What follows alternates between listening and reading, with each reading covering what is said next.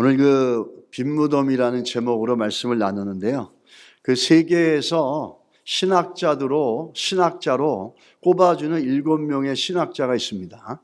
그 중에 대표적으로 모든 자타가 공인하는 뛰어나고 걸출한 신학자라 그러면 독일에 있는 한 신학자를 얘기합니다. 그분은 독일의 튜빙겐이라는 대학의 신학 교수인데, 조직 신학 교수신데, 그분의 이름은 몰트만이라고 합니다.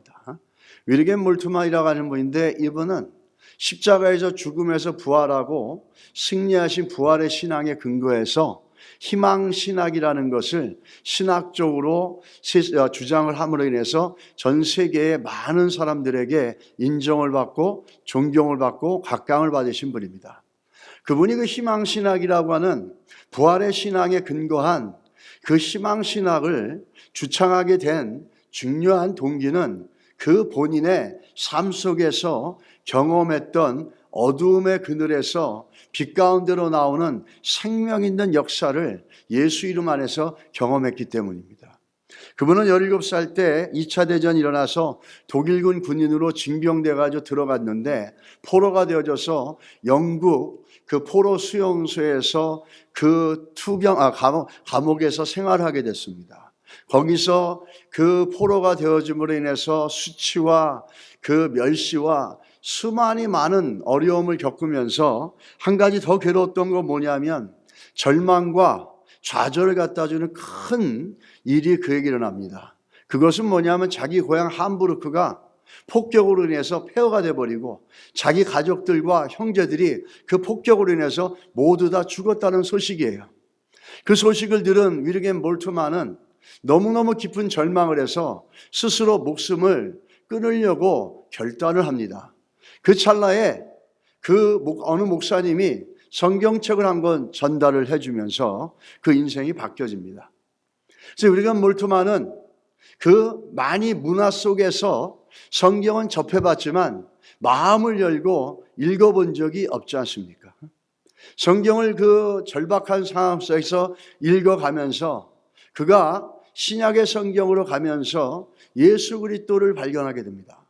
예수 그리스도를 처음에 발견했을 때 예수 그리스도의 모습은 어떤 모습이었냐면 자기가 은혜를 베풀고 자기가 선을 베풀고 자기가 치료를 해주고 자기가 기적을 베풀어줬던 그 수많은 군중들이 나중에는 벌떼같이 몰려들어서 폭도가 되어져서 Crucify him, 그를 십자가에 못 박아라 라고 하면서 당하는 그 모습에 그 깊은 절망감을 예수 그리스도께서 느꼈던 절망감을 본인의 삶 가운데서 자기도 느낄 수 있었던 거예요.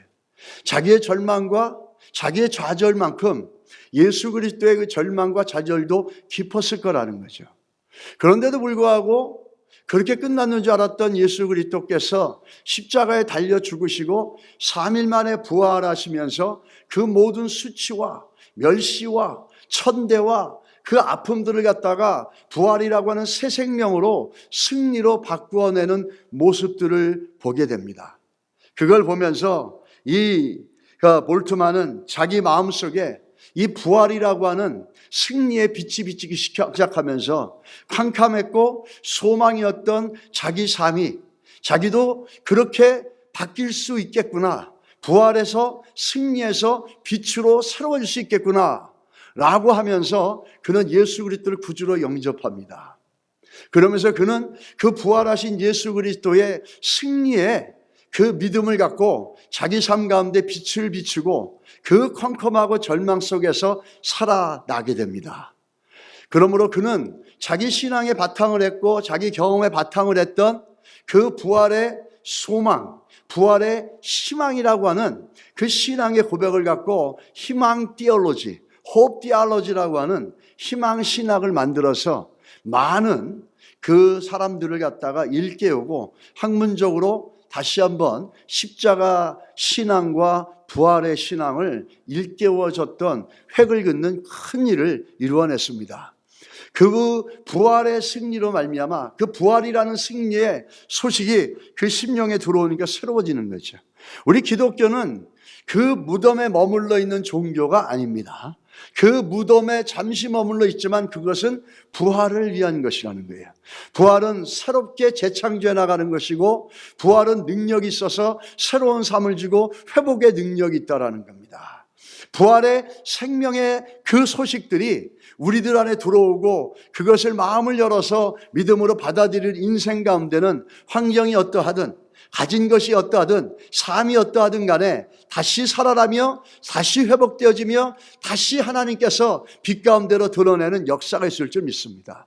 여러분 삶이 어떠실지 모르겠지만, 우리 삶이 어떠할지 모르겠지만, 오늘도 우리가 바라봐야 될 것은 뭐냐면, 모든 문제의 근원인 죄의 문제를 깨시고 모든 인생의 결과를 만들어내는 이 죄의 권세의 결과인 이 죽음의 파워, 죽음의 세력, 이것들을 깨어내신 십자가의 죽으심과 부활을 기억하면서 우리의 삶에 부활의 승리로 채우시고, 그 마음을 열어서 예수 그리스도의 십자가의 부활을 내 삶 가운데서, 내 심령 가운데 채우시는 은혜가 있기를 주의 이름으로 축원합니다. 절망이 있고 낙심이 있고 열등감이 있고 외롭고 이러한 이들에게 오늘 마음이 열려져서 예수 그리스도의 부활의 기쁨과 부활의 능력으로 심령을 채워져서 더 이상은 외롭지 않고, 더 이상은 지치지 않고, 더 이상 절망하지 않는 하늘의 능력이 우리를 붙잡아 주시기를 주의 이름으로 축원합니다.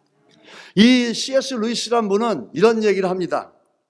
예수님의 최대 업적은 그분이 부활의 메시지를 선포하신 것이고 그 메시지로 다시 사신 것이다, 이렇게 얘기합니다. 자기가 말씀했던 대로, 자기가 가르친 대로 그대로 부활의 승리를 만들어냈다는 거죠. 그래서 부활의 승리의 최고의 결과물이 뭐냐라는 겁니다. 부활의 승리의 최고의 결과물은 뭐냐면 빈 무덤이라는 겁니다. 모든 사람들은 죽습니다. 모든 사람으로 태어나서 어떤 종교를 만들었든 그들은 다 무덤에 갇혔습니다. 그런데 예수 그리스도는 자기를 안장시켰던 그 무덤에서 부활하셔서 그 무덤을 어떻게 만드셨습니까? 빈 무덤으로 만드셨다는 거예요. 오늘 우리가 읽었던 마가복음 16장의 말씀에 세 분의 여성이 예수님에게 찾아갑니다. 예수님에게 찾아가는 건 뭐냐면 동굴이 무덤인데 그 무덤으로 가서 향을 발라서 부패되어질 때 나오는 냄새를 조금이라도 줄이려고 이 세 여인은 향료를 갖고 예수님의 그 매장되어 있는 동굴로 찾아가십니다. 그들이 기억한 거는 죽어서 점점점 부패되어지는 예수님의 몸을 기억하면서 그것을 만나게 되고 그것을 보게 될 거라고 기대하면서 왔을 것입니다. 근데 그들의 기대와는 너무 다른 거였어요. 3일쯤 되면 서서히 부패해 갈 줄 알았는데 그 부패하려고 했던 시신, 자기들이 expecting 했던 거, 자기들이 볼 거라고 생각했던 거하고는 너무 다른 상황이 펼쳐지고 있다는 겁니다. 그 펼쳐진 상황은 어떤 상황이냐면 오늘 마가복음 16장 6절과 누가복음 24장 2절에 3절에 보면 나오는 겁니다. 그들은 그 무덤에 가서 예수님이 서서히 부패가 나갈 수 있는 그 썩어가는 시신을 볼 줄 알았는데 뭘 봤습니까? 아무것도 없는 걸 봤어요.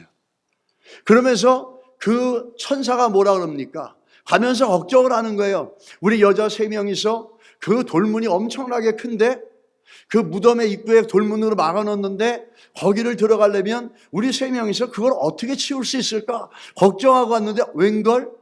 그 큰 돌무덤이 이미 옮겨져 있는 거예요.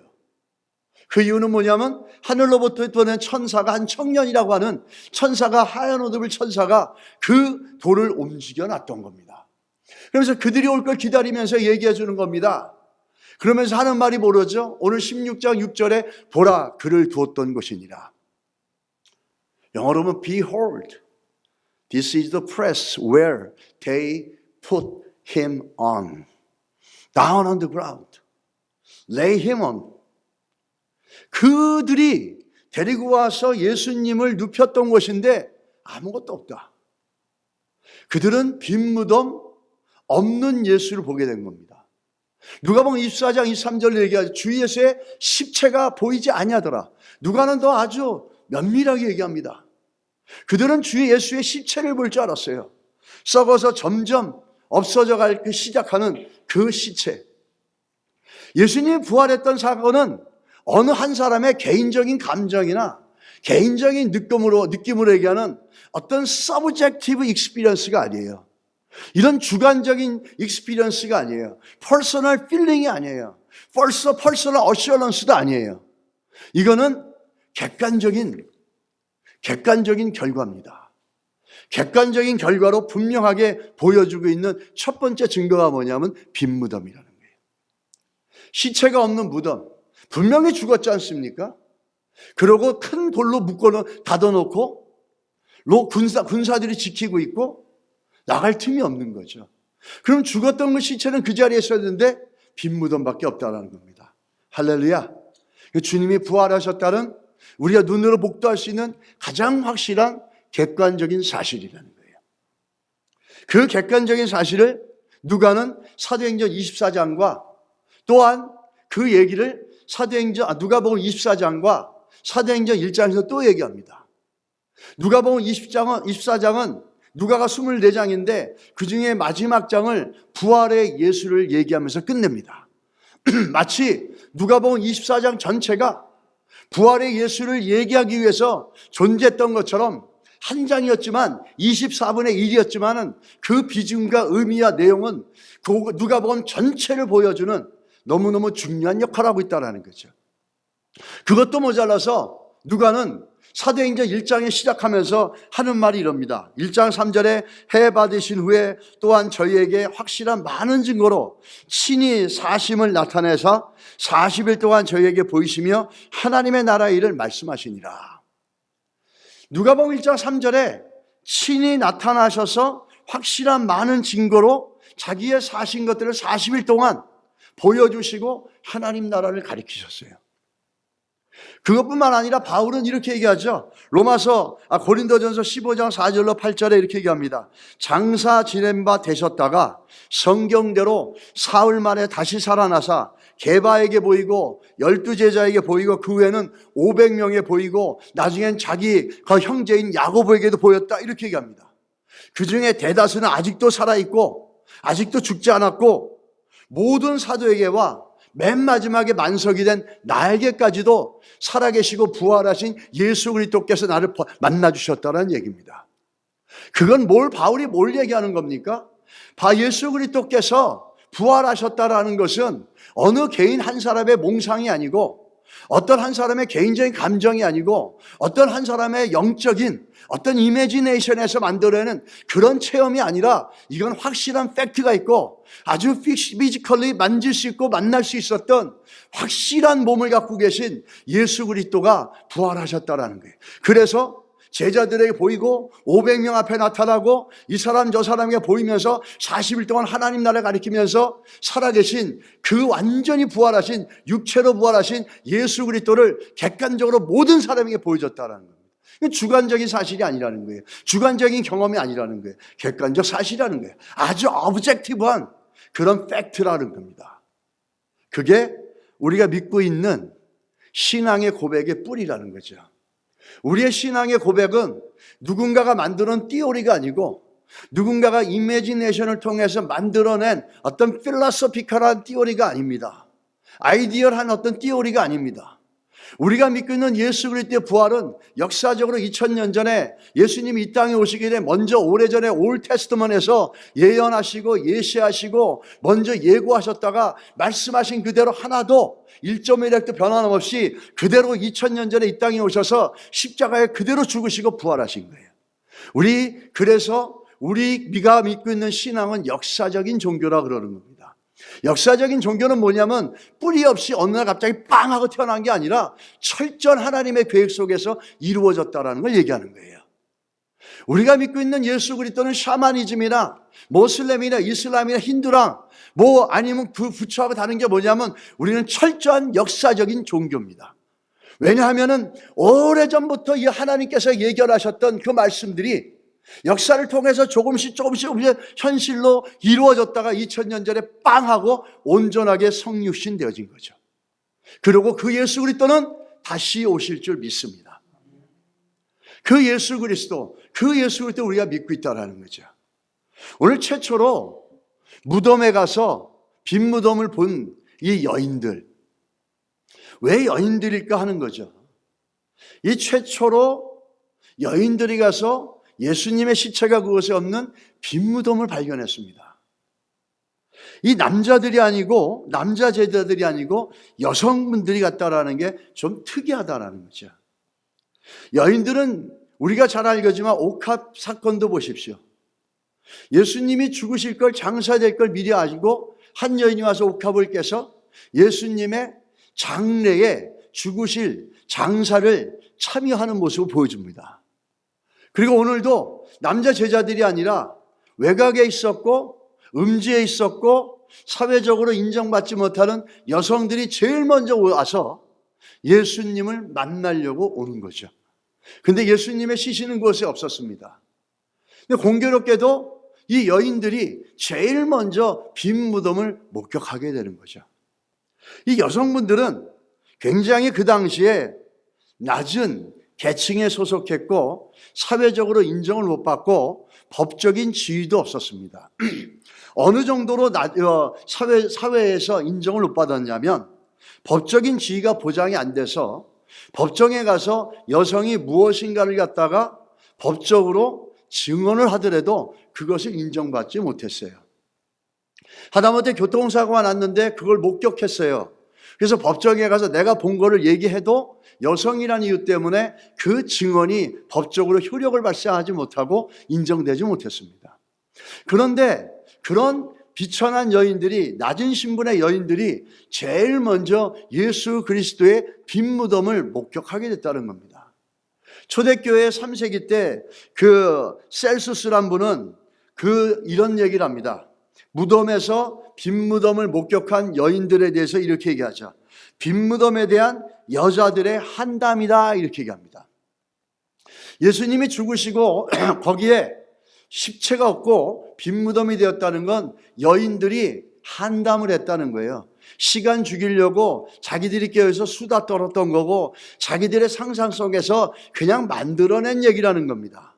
왜 그러냐면 사회적으로도 비천한 사람들이 얘기한 것들을 인정하지 않으려는 거라는 거죠.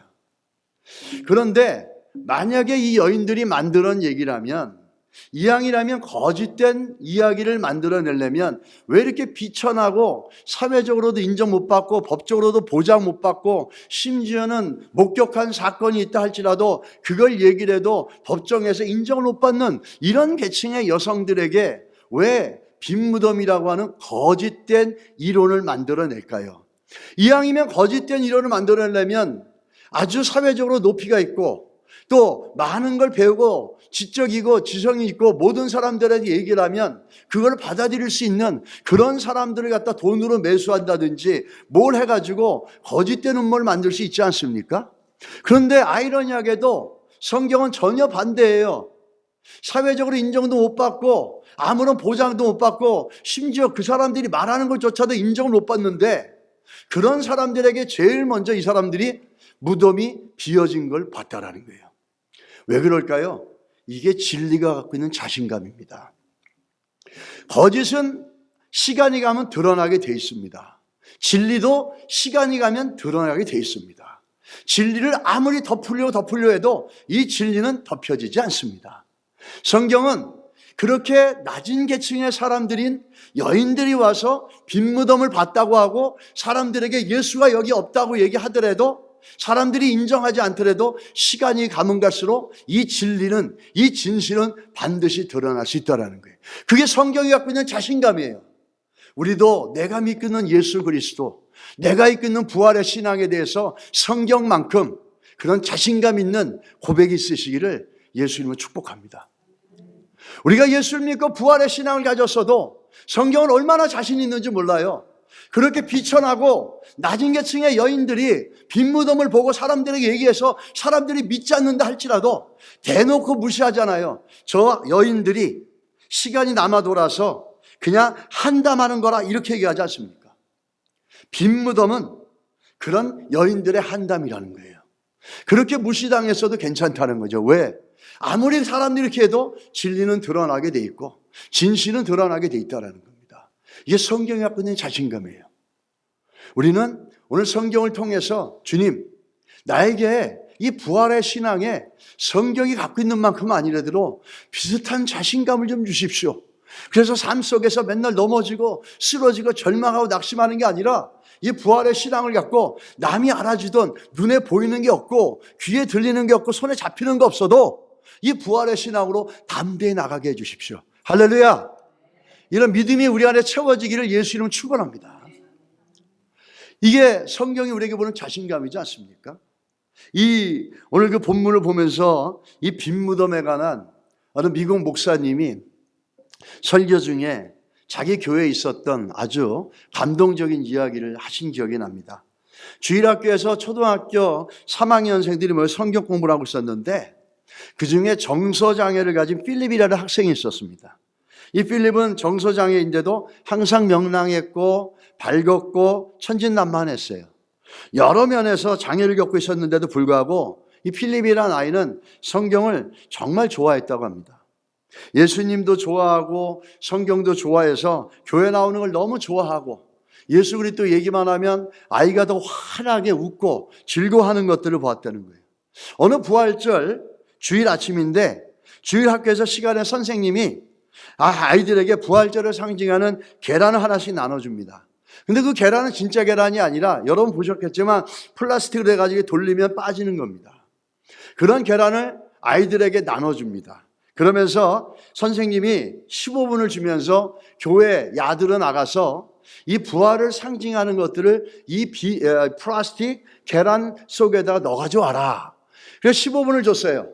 그래서 아이들이 다 나갔습니다. 그리고 15분에 아이들이 다시 교실로 돌아왔어요. 그리고 아이들이 가져온 걸 설명합니다. 제일 먼저 한 아이가 나오면서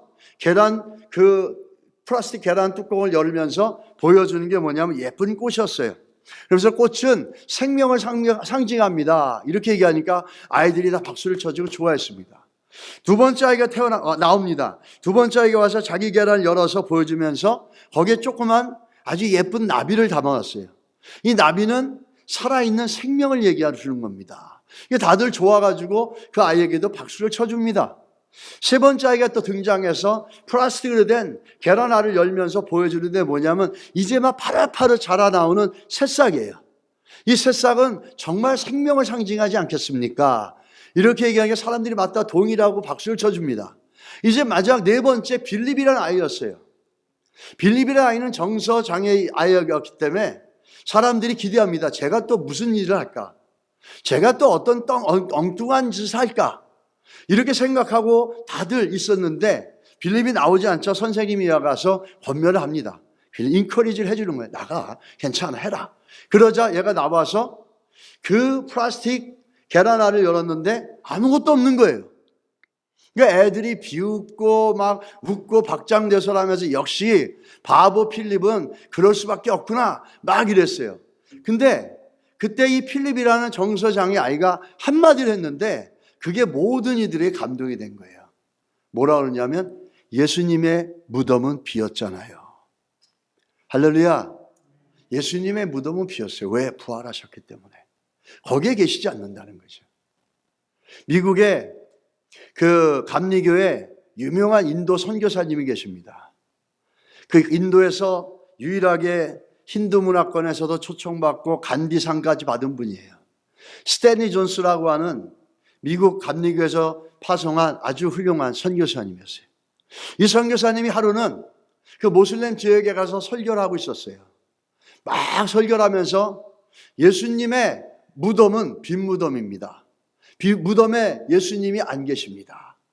이렇게 하자 듣고 있던 청중 중에 한 사람이 손을 올리면서 열변을 토합니다. 뭐라고 그 사람이 얘기하냐면 우리는 메디나, 거기가 어디냐면 사우디아라비아의 마호멧이라고 하는 모슬렘 창시자를 하고 있는 무덤이 있는 곳입니다. 우리는 메디나에 가면은 마호멧의 시체를 만날 수 있습니다. 마호멧이라는 사람이 그 시체의 관 속에 있기 때문에 그 사람이 역사적으로 살았다는 걸 우리 알 수 있습니다. 그렇게 얘기를 합니다. 그러면서 그때 얘기할 때 예루살렘에 가면 빈 무덤이 없으니 예수님은 살아있었던 분이 아니시군요 라고 반박을 하는 겁니다. 자기네는 메디아에 가면은 마호메트의 관이 있어서 마호메트가 옛날에 살았다라는 걸 알 수 있는데 당신네는 예루살렘에 가도 예수님의 시체가 관이었고 무덤이었기 때문에 예수님의 사는 걸 어떻게 합니까? 이렇게 얘기하는 거죠. 그러니까 이 스탠리 존스 얘기합니다. 맞습니다. 아주 좋은 지적입니다. 그게 당신과 내가 믿고 있는 신앙의 큰 차이입니다. 당신이 말하는 모하메트는 죽어서 무덤을 남겼고 그 무덤 속에서 나오지 못했지만 우리 예수 그리스도께는 죽었지만 그 무덤을 깨고 나와서 부활하셔서 하나님과 함께 하시며 하나님의 백성들을 중보하고 계십니다. 지금 예수 그리스도는 그 관 속에 없습니다. 이게 우리가 믿고 있는 너무너무 중요한 큰 차이죠. 왜 그럴까요? 예수께서 부활하셨기 때문이죠. 왜 그러면 마호메트는 부다는 그 무덤 속에 있고 사람들은 가서 그들을 갖다가 무덤 속에 있는 그들을 찾아가는 것들을 최고의 종교 행위라고 얘기합니다. 왜 그들은 거기에 있을까요? 왜 그렇게 무덤을 그렇게 크게 만들어 놓고 사람들이 찾아가서 거기다 예의를 갖추고 그것들을 또 워십하고 그럽니까? 그들은 부활하지 못했기 때문이에요. 부활하지 못했기 때문에 그들이 워십을 한다지만 사실은 죽은 자들에 대한 기억을 안어하는 거예요. 그들은 죽은 자들에 대한 기억을 경외하는 것이지 그것은 예배가 될 수가 없어요. 예배와 경배는 누구만 받을 수 있습니까? 지금도 살아계신 하나님만 받을 수 있는 거예요. 우리는 오늘도 예수 그리스도가 살아계시고 살아계신 하나님이 그 예수 그리스도를 우리에게 성령으로 보내주셔서 믿기 때문에 오늘 우리는 셀러브레이트 하는 거지 안어하는 게 아닙니다. 우리는 워십하는 거지 죽은 자들을 기억하면서 안어하는 게 아니라는 겁니다. 사람들은 다른 종교들은 무덤에 가서 예를 갖추고 찾아가면 그 최고의 종교 행위로 얘기합니다. 그런데 우리 기독교는 이 모든 종교가 가지고 있는 공통점이 없습니다. 그게 뭐냐면 그들은 무덤이 있지만 우리는 빈 무덤이라는 거예요. 이거는 그들과 함께 할 수 없는 거고 그들과 섞일 수 없는 겁니다. 무덤에서 시체가 썩어가는 것과 빈 무덤이 돼서 없는데 어떻게 똑같은 무덤으로 취급을 받을 수 있겠습니까? 그럼 같이 갈 수가 없다라는 거죠. 왜요? 예수님은 부활하셨기 때문에. 할렐루야. 우리는 그 예수 그리스도, 부활하신 예수 그리스도가 오늘도 우리 안에 성령으로 함께하고 있음을 믿습니다. 그 부활의 믿음으로 기뻐하고 또 부활의 믿음으로 문제가 아니라 주를 날마다 보시기를 주 이름으로 축원합니다. 그런데 이런 놀라운 사실을 가만두지 않습니다. 유대인들은 이 빈 무덤의 증거를 깨트리려고 여인들이 빈 무덤을 봤다고 해서 그것을 한가한 한담으로 취급하며 믿지 않으려고 했고 거짓으로 동화책의 얘기로 신화 속의 얘기로 그렇게 치부해버리는 문화가 있었냐면은 유대인들은 좀 더 적극적이에요. 유대인들은 어떻게 했는지 아십니까? 12절하고 13절에 보시면은 이런 얘기가 나옵니다. 이건 마태복음 28장 얘기입니다. 그들이 장로들과 함께 모여 의논하고 군인들에게 돈을 많이 주어 이 군인들은 누구죠? 밤새도록 예수님의 무덤을 지켰던 사람들이에요. 그런데 이들에게 돈을 줍니다. 그러면서 루머를 만들려고 그래요. 무슨 루머죠? 그의 제자들이 밤에 와서 우리가 잘 때 그를 도둑질하여 갔다라고 하는 거예요.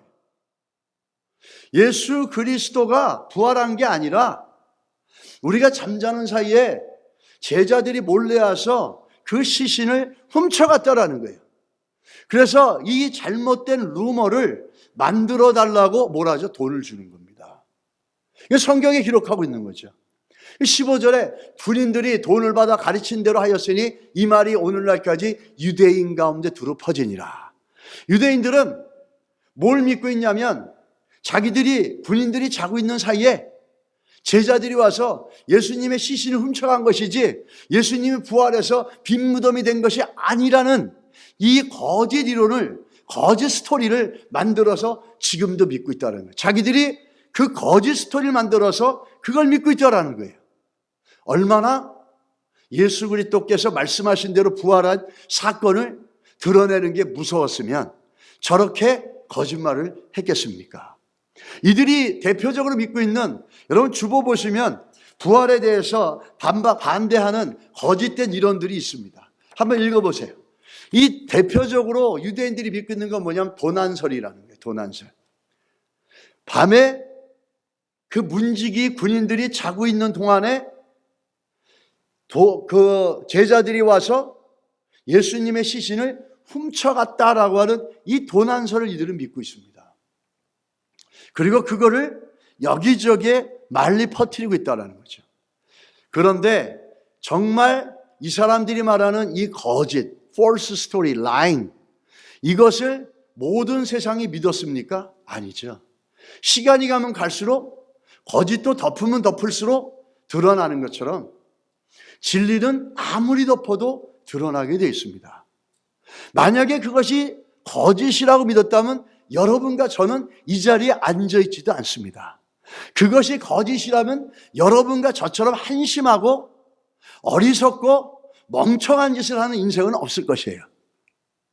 근데 그것이 거짓이 아니기 때문에 오늘 우리가 믿고 있는 것은 세상의 어느 곳에서도 찾을 수 없는 죽음을 이긴 생명의 능력이라는 겁니다.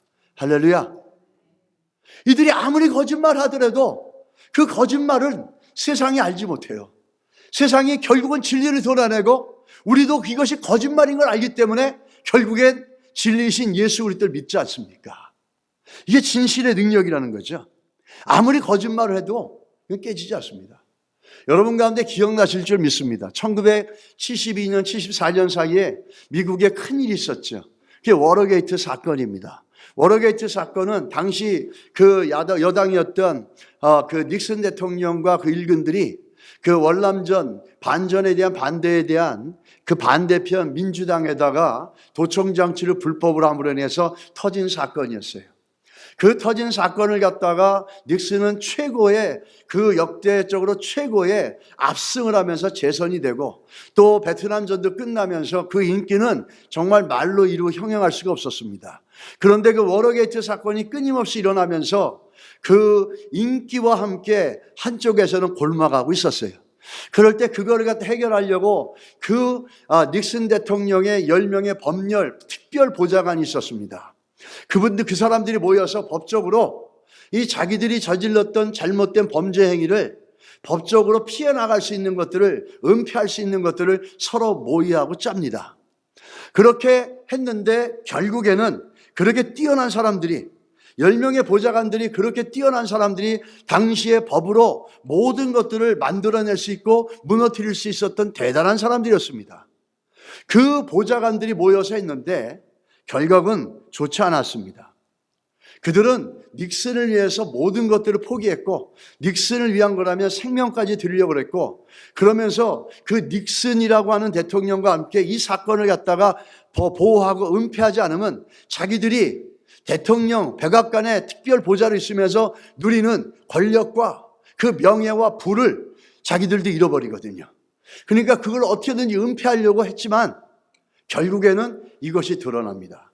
그렇게 똑똑하고 그렇게 아주 기발한 생각과 법적으로 정말로 뛰어난 전문가들이었는데 이들이 말을 마치고 법적으로 이렇게 근거를 찾아야 했지만 결국엔 어떻게 되면 단 18일 만에 그들의 거짓이 드러납니다. 서로 개별적으로 면담하다 결국에는 말을 마치고 서로 짰어도 그것이 그렇게 일관성 있게 되지 않으면서 딱 18일 만에 드러난다는 거죠. 이 내용이 어디에 있냐면 찰스 콜슨이라는 분이 원래 예수를 믿지 않았던 분이에요. 근데 워터게이트 사건에 연루되어져서 그 10명 중에 한 명이에요. 그래서 감옥에 투옥이 됩니다. 그 감옥 생활하면서 미얼 크리스찬리티라고 하는 그 C.S. 루이스가 쓴 그 기독교, 진정한 기독교, 순전한 기독교란 책을 읽으면서 그가 변화되어지고 예수 그리스도를 발견하게 됩니다. 그러면서 자기가 고백하는 이 본어게인이라고 하는 책 속에 고백하는 게 뭐냐면 세상에 이렇게 뛰어난 수재들이 모여서 말을 맞춰서도 딱 18일 만에 거짓이 다 드러났다는 거예요. 그런데 그 무식하고 천박한 갈릴리 그 어부들이, 제자들이, 그 천박한 여인들이 만약에 거짓말로 만들어냈다면 이게 2000년 동안 이렇게 살아있을 수 있겠냐라는 거죠. 그 어리석고 무지하고 배우지 못한 이들이 거짓말로 음모를 꾸며내고 만들어낸 게 빈무덤설이고 부활이라면 세상에 똑똑한 이들이 다 모여있는 10명 백악관의 보좌관들이 만든 이론도 18일밖에 못 갔어요. 근데 그렇다면 이게 거짓이라면 어떻게 2000년을 갖다가 지금까지 이뤄왔냐라는 거죠. 이게 진리의 능력이라는 겁니다. 그러면서 그걸 깨닫고 나서 예수 그리스도의 부활의 사건을 자기가 믿게 됐던 것을 이게 고백하는 겁니다. 여러분, 이 진실의 능력은 대단한 겁니다. 아무리 덮으려고 하더라도 만약에 이게 거짓이라면 그렇게 천대받는 여인들과 무식한 제자들이 만들어냈다고 하면은 그건 18일도 못 가고 단 하루 만에 거짓으로 판명되고 여러분과 저는 이 시간에 부활하신 예수를 찬양하지 못합니다. 근데 2000년 동안 이 진리는 그렇게 어리석고 비천한 여인들이 얘기하고 거짓이라고 그렇게 음모를 꾸며냈어도 세상은 그 예수 그리스도의 부활에 몸서리를 칠 정도로 기뻐하고 있습니다. 거기에 감사하고 오늘 이 자리까지 있다는 거죠. 만약에 이게 거짓이었다면 거짓을 위해서 목숨을 바칠 사람이 있습니까? 이 예수 그리스도 부활했던 사실이 거짓이라면 그 거짓을 위해서 십자가에 거꾸려 매달려 죽고 창에 가슴이 뚫려 죽고 사자의 밥이 돼서 죽을 사람이 있겠습니까? 없잖아는 거죠. 이 진리이기 때문에 아무리 덮어도 이 진리는 감춰질 수 없다라는 거예요. 이게 진실의 힘이라는 겁니다. 이것을 찰스 콜스는 깨달은 거예요. 이게 거짓이었다면 어떻게 그 거짓 때문에 목숨을 바치고 가족을 포기해가면서 사자의 이빨에 물려 뜯겨 죽을 수가 있고 이방 땅에 가서 알지 못하는 곳에 칼에 창에 맞아 죽을 수 있고 거꾸로 십자가에 매달려 죽고 목이 잘려 죽고 그래도 기뻐하고 그래도 감사할 수 있겠냐라는 거죠. 이건 거짓이 아니라는 거죠. 이건 하나님의 얘기고 하나님이 만든 스토리고 하나님 만든 사건이라는 겁니다. 할렐루야. 이게 우리가 믿고 있는 부활인 줄 믿습니다. 이게 부활의 능력인 줄 믿습니다. 그렇다면 이제 우리는 이 빈 무덤에 있지 말고 무엇을 바라봐야 되느냐라는 거죠. 우리는 더 이상 빈 무덤에 있지 않습니다. 왜? 예수님이 부활하셨기 때문에. 빈 무덤은 이제 예수님이 부활한 증거로 넘기고 우리가 날마다 바라봐야 될 건 뭡니까? 부활하신 예수 그리스도입니다. 우리의 삶의 현장에서 날마다 바라야 될 건 뭡니까? 부활하신 예수 그리스도예요.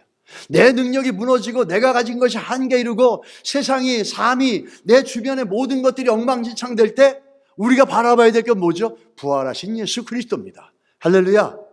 이게 우리 믿는 자들의 신앙의 고백이라는 거죠.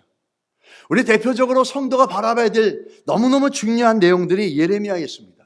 예레미야 1장 11절에서 12절에 여호와의 말씀이 또 내게 임하니라 이르시되 예레미야야 내가 무엇을 보느냐 대답하되 내가 살구나무 가지를 보나이다. 여호와께서 내게 이르시되 내가 잘 보았도다 이는 내가 내 말을 지켜 이루려 함이니라. 이 질문은 하나님이 질문하시는데 이 질문하는 때가 있었습니다. 어느 때 지금 물어보냐면 예레미야의 별명은 눈물의 선지자라고 얘기를 합니다. 남유대가 가장 번성할 때 그 요시야 왕이 있었는데 요시야 왕 말기에 서서히 유다도 점점 망해가고 있었습니다. 그 망해가는 혼란기 때 나중에 결국은 예레미야는 다른 나라로 피신을 합니다. 혼란기 때 종교 지도자들에게 백성들에게 회개를 하라고 아무리 얘기를 하더라도 그리고 돌이키라고 너희들의 생각은 잘못됐다고 얘기하고 너희들이 생각하는 그것이 애굽이 아니라고 얘기를 하고 그렇게 얘기했어도 그들은 회개하라 생각을 바꿔라 아무리 얘기해도 눈물로 부르짖어도 듣지 않았습니다. 결국은 그래서 유대는 망해가고 있었을 때예요. 그때에 하나님께서 예레미야에게 물어보는 거예요. 지금 그때 물어보는 질문이 저거예요. 예레미야야 너 지금 무엇을 보고 있느냐 물어보는 거예요. 나라가 망해가고 있어요. 절망스러워요. 혼돈스러워요. 미래가 불투명해요. 어떻게 될지 몰라요. 그때 하나님 물어보는 거예요. 예레미야야, 너 지금 뭐 보고 있니? 예레미야가 뭐라 대답합니까? 살구나무 가지를 보고 있습니다. 근데 이 살구나무가 뭔지를 모르겠는데 그걸 보고 하나님이 뭐라고 대답합니까? 잘 보았도다. 영어 성경에 보면 correct 이렇게 얘기합니다. 맞다 이런 거 얘기죠. 맞다. 지금 이 상황에서 네가 바라봐야 될 것이 살구나무인 게 맞다. That's correct 그런 겁니다. 이게 뭘까요? 이 살구나무라는 거 사실은 정확한 표현은 이 살구나무라고 성경을 기억하지만 살구나무가 아니라 저건 아몬드 나무를 얘기하는 겁니다.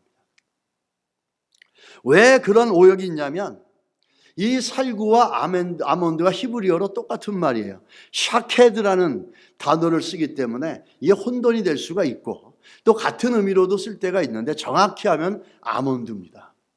성경에 부활을 상징하는 구약의 부활을 상징하는 나무들을 얘기할 때 무엇을 쓰냐면 이 아몬드, 살구나무를 얘기하는 겁니다. 이 살구나무 샤케드, 이 아몬드 샤케드라고 하는 것 마치 벚꽃 같아가지고 참 이쁩니다. 우리 한국의 벚꽃 같아요. 근데 저 벚꽃은 벚꽃이 아니라 이 샤케드 아몬드 나무라는 거죠. 이 아몬드라는 의미가 뭐냐라는 거죠. 샤케드, 살구나무라고도 부르고 아몬드 나무의 의미가 뭘까? 이 뜻은 이 샤케드라 그러는데 샤케드라는 뜻은 흔들어 깨운다는 뜻입니다. 뭘 흔들어 깨우냐면 긴 겨울과 긴 추위와 긴 추위로 말미암은 고통스러운 시간들을 다 깨워 흔든다는 거예요. 흔들어 깨운다는 거예요. 왜 그러냐면 이스라엘 나라에 아주 추운 겨울이 끝나갈 때 봄을 알려주는 제일 먼저 나오는 나무가 뭐냐면 이 아몬드 꽃이라는 겁니다. 긴 여름에도 겨울에 죽지 않고 겨울 속에서 견뎌내고 제일 먼저 꽃을 피는 게 뭐냐면 이 바로 본문은 살구나무라고 하지만 아몬드 나무 가지라는 거예요. 그래서 이 살구나무 꽃이 피는 것들을 보면서 나무 가지를 뭐로 얘기하냐면 예수 그리스도의 부활의 상징으로 얘기하는 겁니다. 그래서 그 어렵고 힘들 때 지금 물어보는 거 아닙니까? 너 지금 뭘 보고 있느냐? 무너져가는 나라를 보고 있는 게 아니라 자기의 무능력함을 보는 게 아니라 국민들의 무능력함을 보는 게 아니라 불신앙을 보는 게 아니라 불투명한 미래 때문에 절망하는 게 아니라 그가 뭘 보고 있었습니까? 살구나무 아몬드 나무를 보고 있었다라는 것이죠. 그러니까 하나님 뭐라고 그러죠? 잘했다. 맞다 그런 겁니다. 네가 지금 봐야 될 것은 바라봐야 될 것은 뭐냐면 부활을 상징하는 아몬드 살구나무를 봐야 된다는 거예요. 환경에 전복되지 말고 너를 흔들어 깨워서 부활의 예수를 보라는 거죠. 우리가 바라봐야 될 것은 바로 그 부활의 예수인 줄 믿습니다. 부활의 신앙이 있는 사람들은 환경 속에서 절망 속에서 나를 흔들어 깨우는 영적인 각성의 능력이 있습니다. 대표적으로 한 인생을 소개하면서 마치겠습니다. 레나 마리아라고 하는 분인데 이분은 태어날 때 두 팔이 없었어요. 그리고 다리 중에서도 왼쪽 다리는 너무너무 짧고 오른쪽 다리 하나만 정상입니다. 그래서 오른쪽 다리 하나로 온몸을 지탱해요. 이분은 그럼에도 불구하고 굉장히 너무너무 아름다운 가스펠송 하는 가수십니다. 그리고 그런 양팔이 없는데도 불구하고 패라올림픽, 장애인 올림픽에서 수영에서 4번이나 금메달을 땁니다. 이분은 오른발이 하나로 오른달로 이 운전도 하고 피아노도 치고 그걸로 그림도 그리고 글도 쓰고 다 합니다. 근데 어느 날 그분이 부르는 찬양은 너무너무 아름답고 이분이 쓴 책은 아주 슈퍼 베스트셀러가 됐었습니다. 세계에서. 이분이 어느 날 일본에 갔었어요. 일본 TV 방송에 출연하게 되어집니다. 일본 TV 방송에 출연하면서 하는 얘기가 있었어요. 이분이 태어났을 때 너무너무 절망스러우니까 의사가 한 말이 있었어요. 아무리 잘 돌봐도 이 아이는 20년 이상 못 산다. 그래가지고 그 부모와 격리를 3일 시켜놓고 3일 만에 봤는데 어머니는 너무너무 절망했는데 아버지는 절망하지 않았어요. 아버지는 그 침대 옆에서 이렇게 기도했답니다. 하나님, 우리 레나 요한을 요한나를 책임져 주십시오. 이제 당신의 자녀로 드립니다. 그렇게 됩니다. 그리고 난 이후에 이 마리아는 한 번도 자기 신체에 대해서 불평하지 않았습니다. 그래서 그 일본 방송의 호스트, 그 아나운서하고 질문하는데 아나운서가 그러는 거예요. 당신은 어떻게 해서 이렇게 밝습니까? Why can you be so bright? How can you be so bright? 이렇게 물어보니까 이분이 대답을 이렇게 합니다. 하나님이 나와 함께 하시기 때문입니다. 하나님이 내 삶을 움직이고 계시며 내가 필요한 걸 채우시며 또 내 곁에서 나를 위로하시고 새 삶을 주십니다. 라고 대답을 한 거예요. 거기다 더 애딩을 하기는 뭐하냐면 주님이 살아계시고 부활하셨다는 증거를 대라고 말한다면 누군가가 나는 나의 약한 육신과 날마다 찬송하는 내 입술을 당당하게 보여줄 것입니다. 자기가 부활의 증거라는 거죠. 여러분, 우리 안에도 이런 부활의 믿음으로 살아가는 역사가 있기를 예수 이름으로 축원합니다. 입술로만 고백이 아니라 머릿속에서만 아는 게 아니라 우리 가슴에서 나를 움직여서 삶 속에서 부활의 예수 때문에 기뻐하고 부활의 예수 때문에 절망하지 않고 부활의 예수 때문에 담대하게 예수 이름으로 주 앞에 나오는 그런 믿음의 역사가 우리 가운데 있기를 예수 이름으로 축원합니다. 할렐루야. 우리 옆에 분들에게 인사하시겠습니다. 주님 부활하셨습니다.